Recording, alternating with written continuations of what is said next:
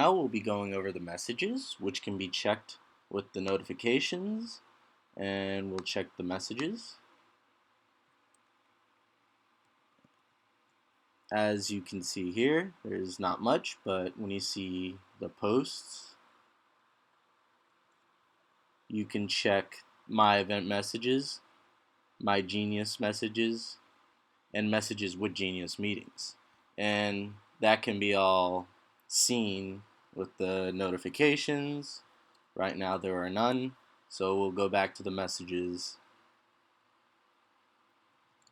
And for now, we can write a new message, and you can project mailbox, internal mailbox, or messages with Genius meetings. You can enter your subject, enter a post, and the same can be done where you can attach a file, project the mailbox, and that's it.